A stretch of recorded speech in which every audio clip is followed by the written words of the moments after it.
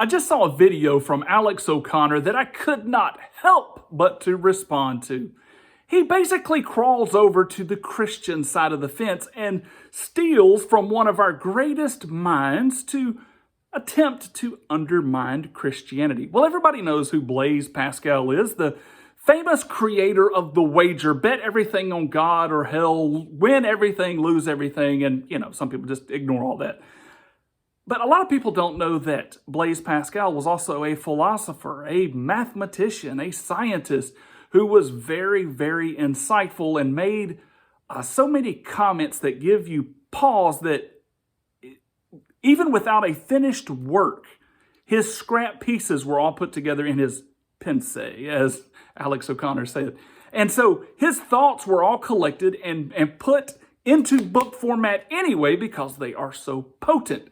So Alex borrows a gambler analogy to, tear down and take a swipe at Christianity or religion in general. And it was something like this.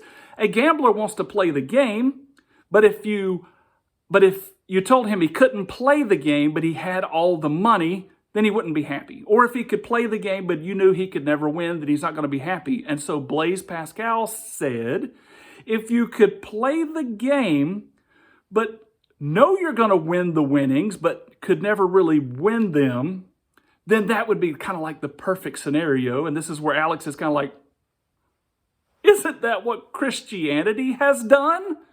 They've created this system, this game, where you do all these things and you run in these cycles and you memorize and you do your liturgy and you do your charity and you never really have anything, and so you're playing the game and it makes you happy. But Alex is distracting here. He's really trying to leverage your vision against what you know deeply to be true and what some of you have experienced. You see, the atheist is not above these things, nor any human being for that matter, but you're not above chasing things that are empty that you can never have. I will give a couple of examples. So for instance, wealth. You can chase that to a predetermined dollar figure. I will be happy when I have $10 million in the bank.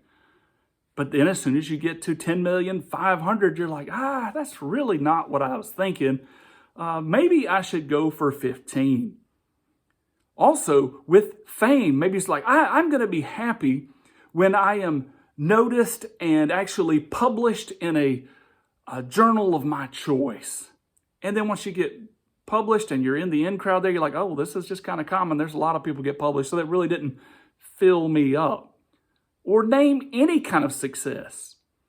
The human heart is devoid of fulfillment by goal-setting strategy.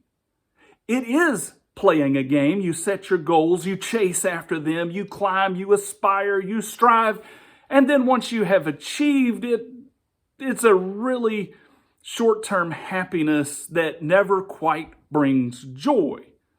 But this is not what Christianity is, even in the remotest sense. In fact, so many have given up on the things that they could have easily accomplished out in the quote-unquote world.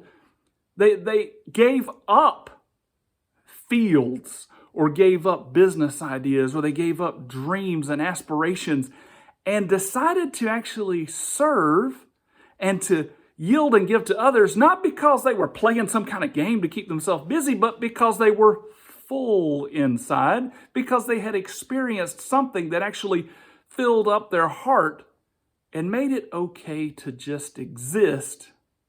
And such is the love of Christ.